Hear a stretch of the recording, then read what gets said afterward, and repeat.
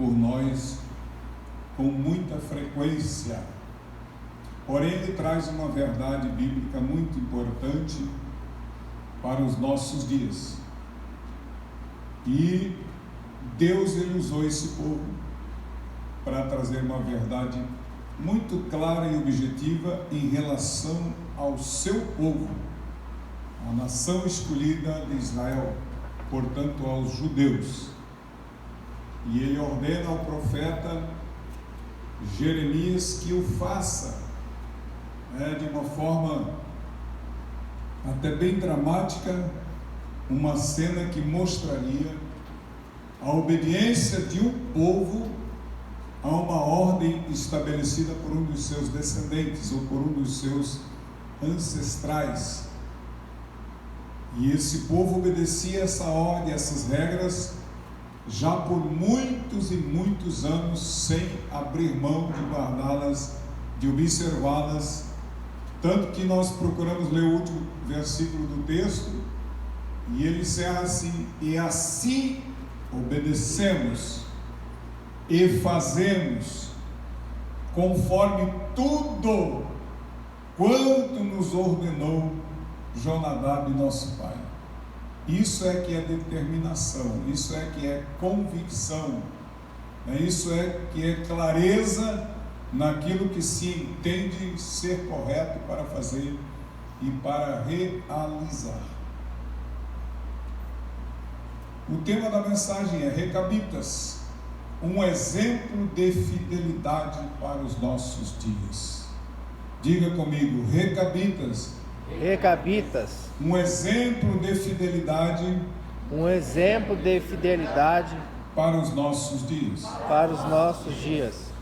E essa fidelidade, para esse povo, ela era em algo que foi estabelecido por um dos seus líderes e não tinha nada a ver em relação à fidelidade para com Deus. Mas a fidelidade para com aquela tradição estabelecida muitos anos antes, ela estava sendo observada à risca.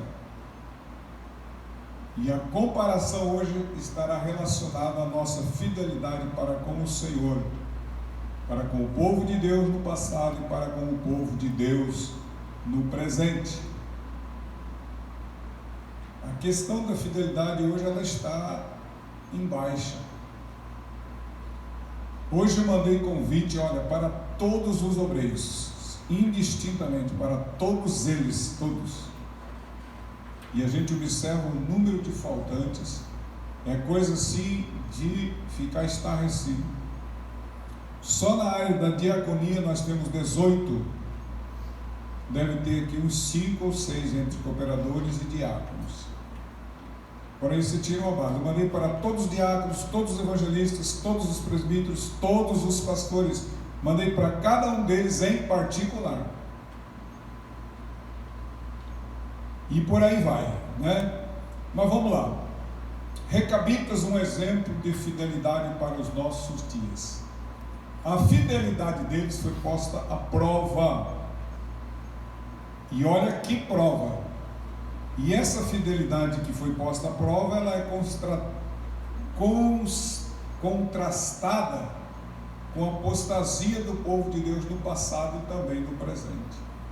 Apostasia, para que você entenda, é abandonar o compromisso com Deus, se esquecer das nossas alianças com o Senhor, se esquecer dos pactos que fizemos com Deus, das promessas, dos votos para com o Senhor. Quem eram os recabitas? Na realidade, eles não eram judeus, mas eles se relacionavam com o Deus dos judeus. A história revela que eles eram parentes de Reuel ou de Jetro, que era exatamente o sogro de Moisés. Eles eram parentes, havia uma descendência relacionada a Jetro, que foi um homem servo do Senhor, um conselheiro inclusive de Moisés, um homem temente a Deus. E eles formaram uma ordem assim religiosa, e alguém pode até classificar nesse aspecto de eles obedecerem a uma tradição como se fosse uma seita. Mas a princípio não era uma seita, era uma tradição deles, daquela classe de pessoas que eram nômades, que não construíam, que não permaneciam num lugar só. Portanto, habitavam em tendas, porque isso facilitava o seu deslocamento para outros lugares quando eles achavam necessários. Havia uma classe de pessoas que nós conhecemos na Bíblia como nazireus. O nazireado era estabelecido por alguém que se dedicava integralmente ao serviço do Senhor.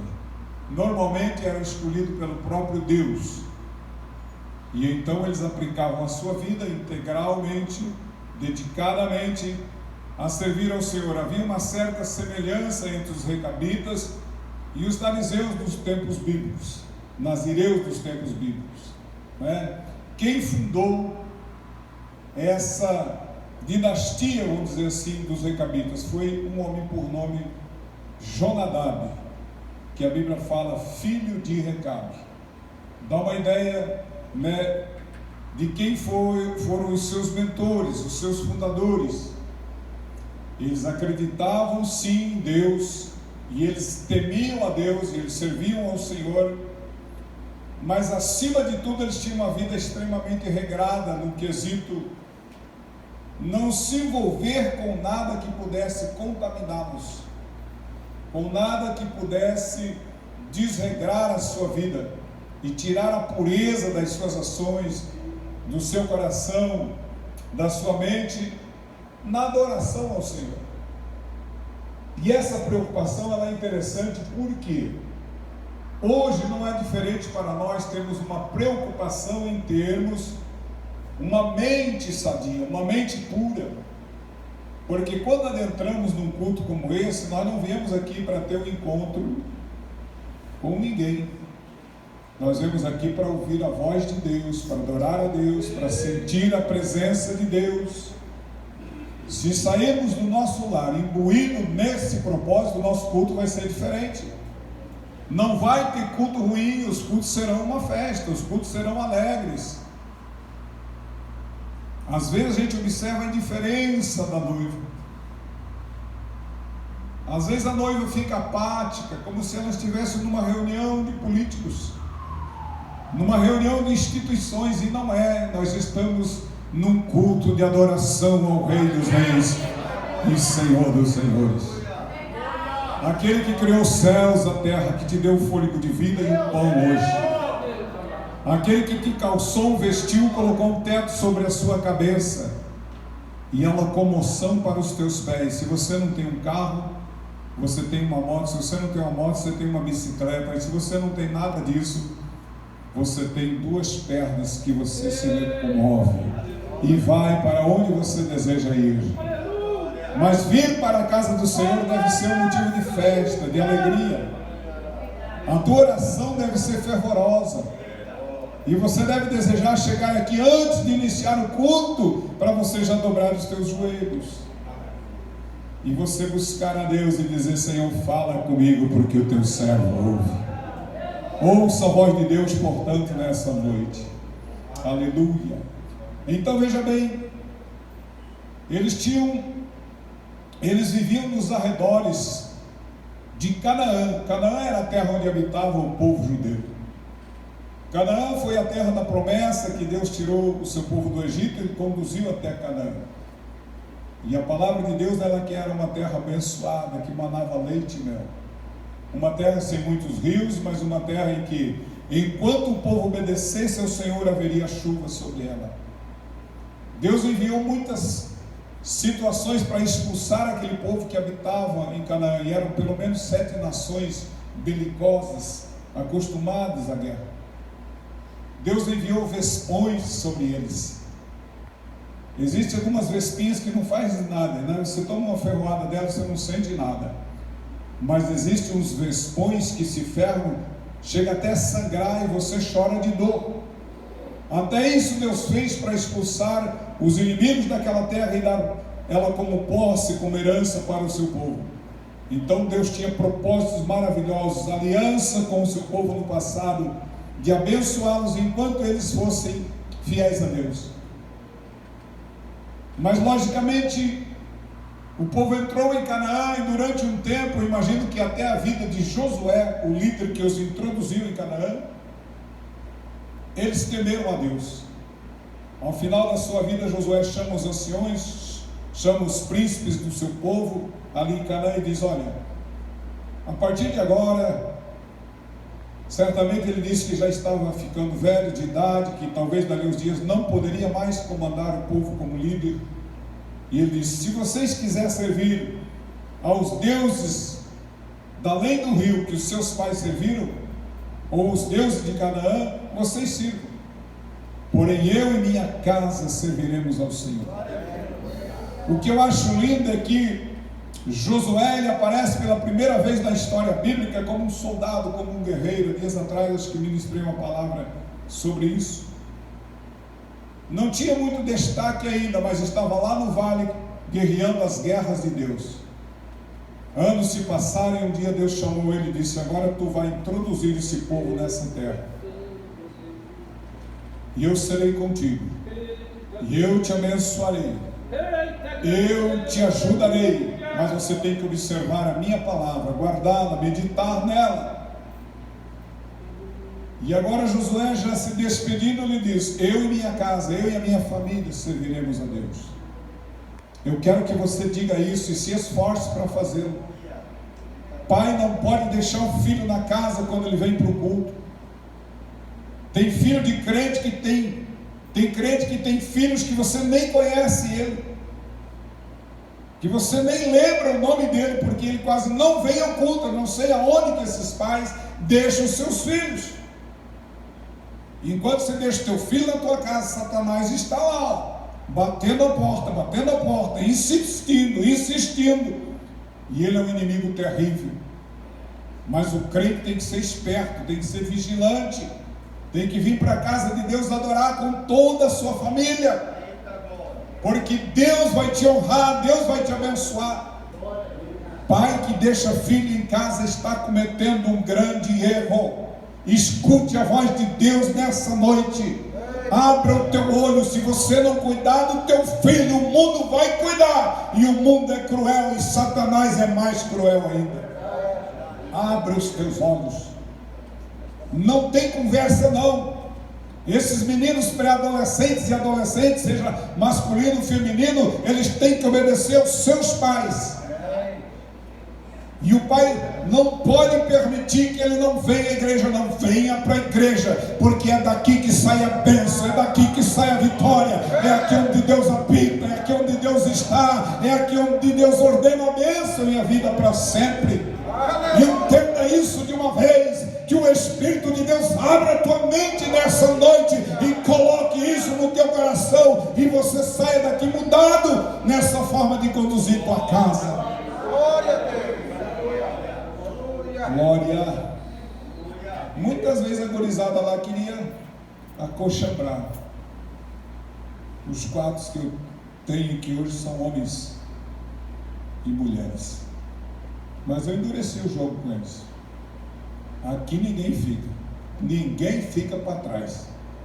Todos para a escola bíblica, todos para os cultos de ensino, todos para as consagrações, todos para as vigílias. E a gente já tinha uma manta, eu, uma e a esposa, os menores dormiam no chão, e os outros maiorzinhos sentavam nos bancos e deitavam no colo. Um dia me consagraram a presbítero, e o que dormia no meu colo ficou muito triste porque perdeu o seu lugar. Fui para o púlpito, ele chamou a mãe dele e falou: mãe, meu pai vai ser presbítero todo dia, mãe. Vai ser presbítero, você está homenzinho agora você vai ficar sentado.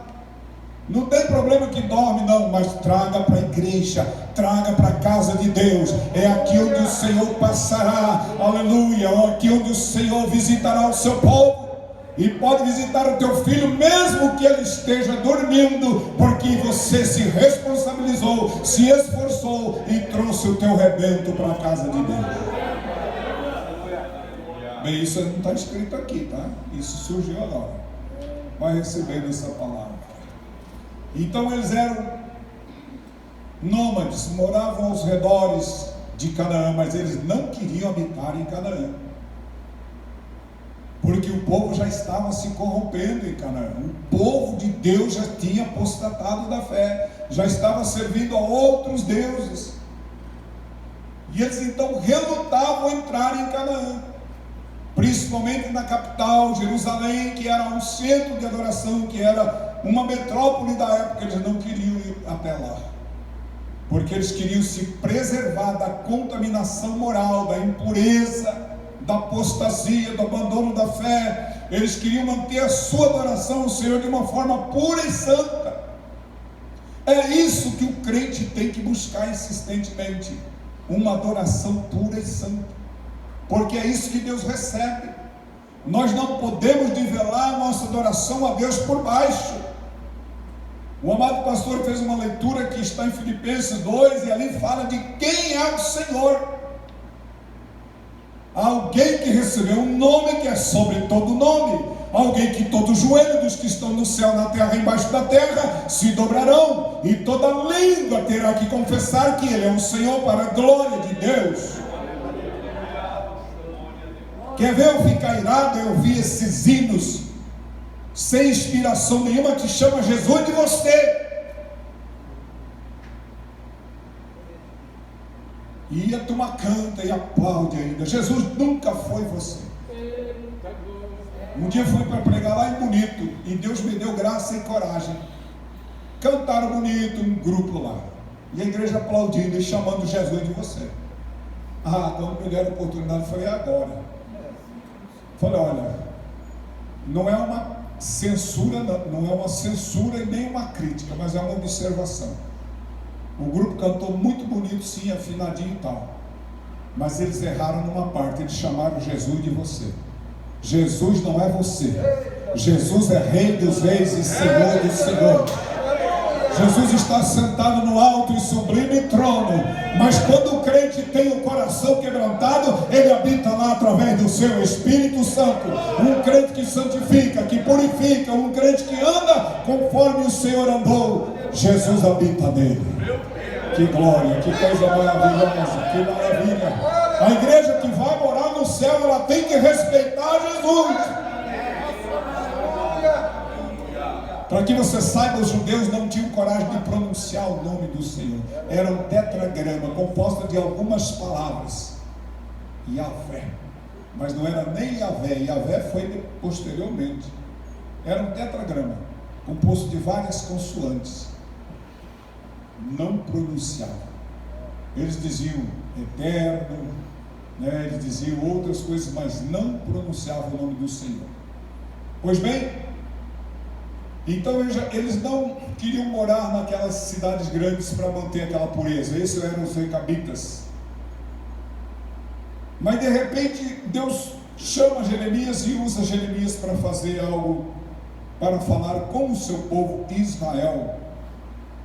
E eu creio até que Jeremias, ele nem aceitava muito a tradição, a obediência extremamente radical deles a uma tradição dos seus antepassados. O que Jeremias queria era obedecer a Deus, porque foi Deus que mandou ele ir até lá, e usar a fidelidade dos recabitas aos princípios morais e éticos do seu clã, para trazer uma lição contrastando com a infidelidade do povo de Deus.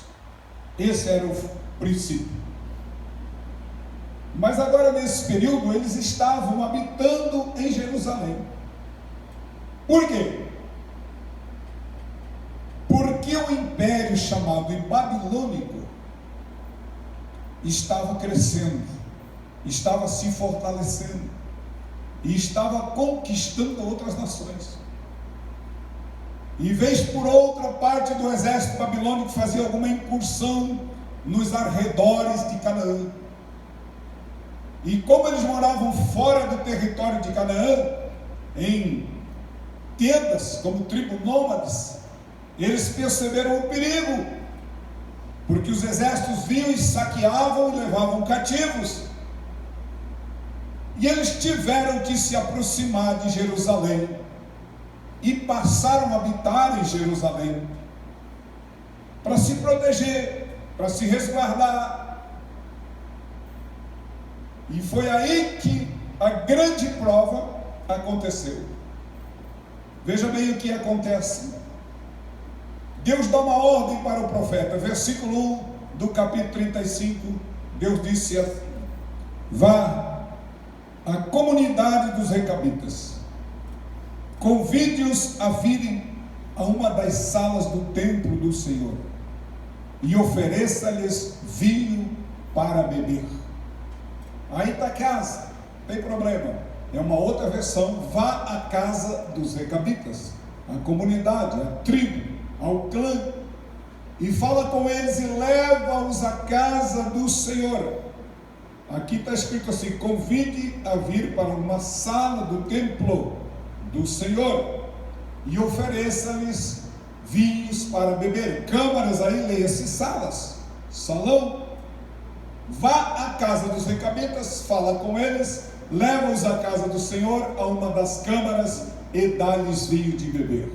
Foi uma ordem de Deus, uma ordem do próprio Senhor. Olha como Deus, Ele ama o seu povo. Ele usa todos os meios para tentar convencer o seu povo de que eles estão andando por um caminho perigoso.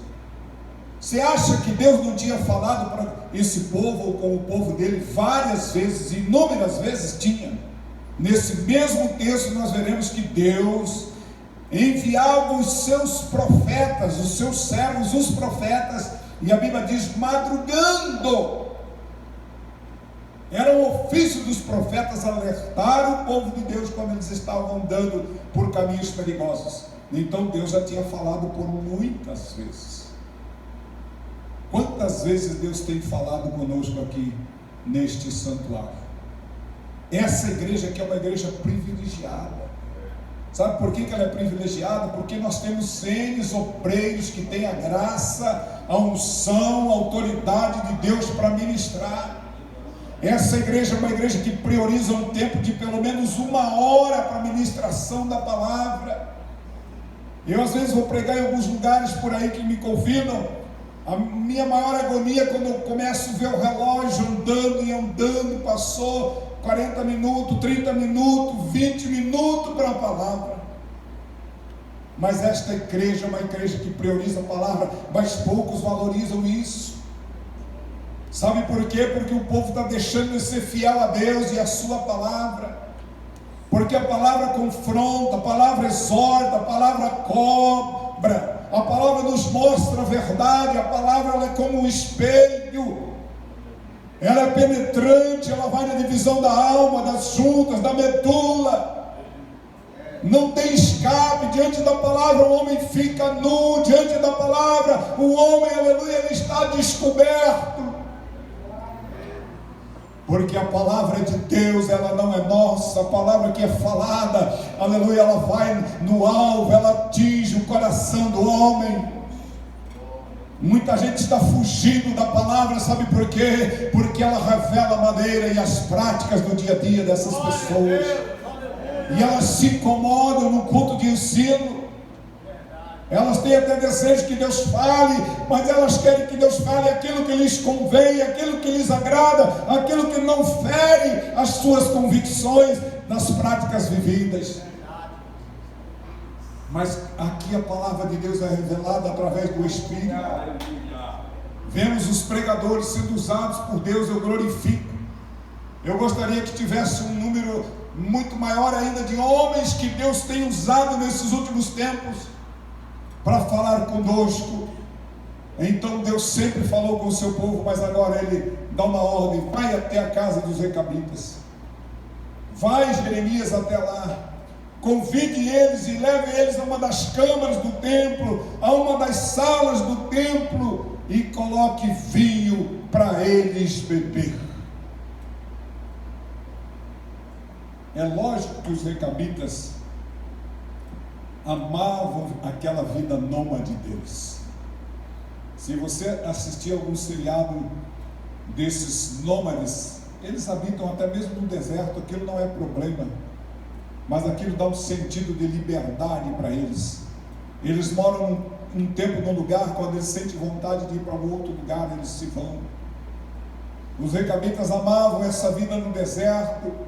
Eles consideravam que as cidades corrompiam a boa moral, e eles realmente não estariam em Jerusalém se não fosse o medo da invasão do exército babilônico. Olha o que diz Jeremias 35:11.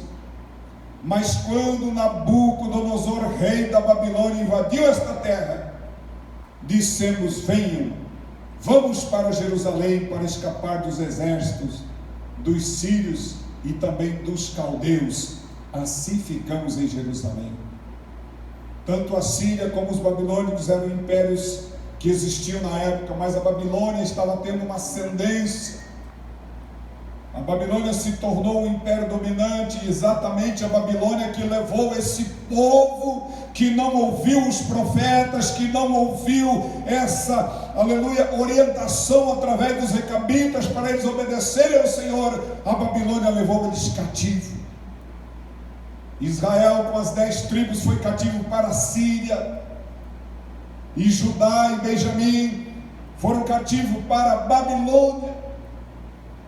Israel se desfez, com as 10 tribos se desintegrou, mas Deus preservou Judá como um remanescente, porque Deus tinha uma promessa para esse povo e houve um remanescente.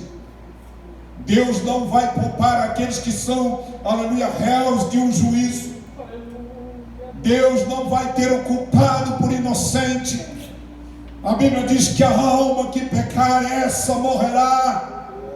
Mas também eu tenho uma boa notícia: Deus vai preservar o remanescente fiel. Deus vai guardar o homem e a mulher que não se contamina com este mundo que jaz do maligno e que está condenado ao inferno. Deus vai preservar os fiéis. E naquele dia nós veremos outra vez a diferença entre aquele que serve a Deus e o que não serve. Ouvi a oração desse santo homem de Deus, e ele citava Apocalipse. E ele citava aquela parte da palavra que diz assim: quem é santo, santifique-se mais ainda, mas quem é sujo, se suje mais ainda. Não é uma apologia, não é um convite para o crente se lambuzar no pecado, não. Mas aquele que anda na iniquidade, na imoralidade, no pecado, que ele se lambuze mais, porque um dia virá o juízo. E a sua oração dizia, aleluia, que os roubadores, que os idólatras, que os sodomitas, que os adúlteros, que os afeminados não herdarão o reino de Deus. Tem gente levantando bandeira para essa classe de afeminados que a Bíblia condena. E não adianta, eles podem criar força, eles podem fazer tudo, criarem leis a favor deles, calar a boca dos crentes até mesmo por medo de prisão, de ameaças, mas um dia eles terão que enfrentar o juízo de Deus se eles não se arrependerem.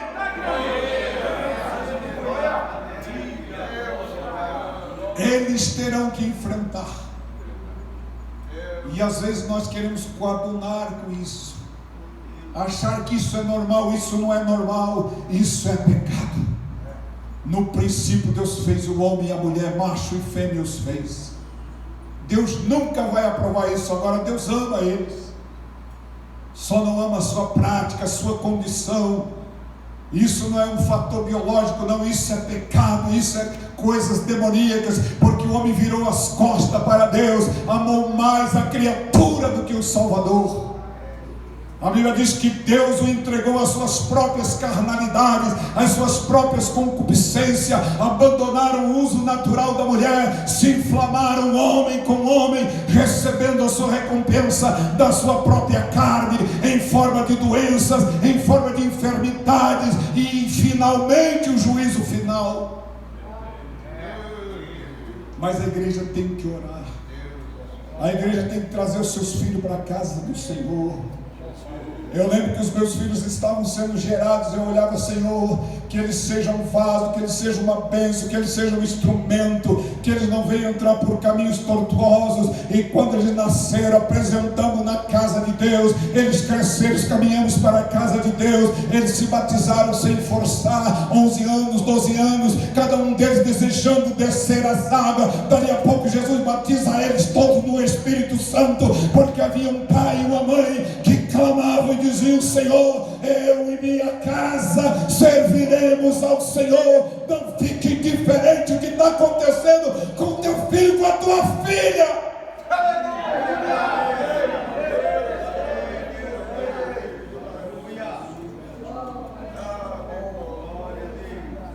Vem e bebam vinho. Ofereceu-lhes vinho para beber, diz a palavra. Veio, trago para a sala e lhes ofereça vinho para beber. E o profeta ouviu, obedeceu. E a Bíblia diz: então busquei Jazanias, versículo 3, filho de Jeremias, filho de Abazinias, seus irmãos e todos seus filhos e toda a comunidade dos Recabitas. Ele foi lá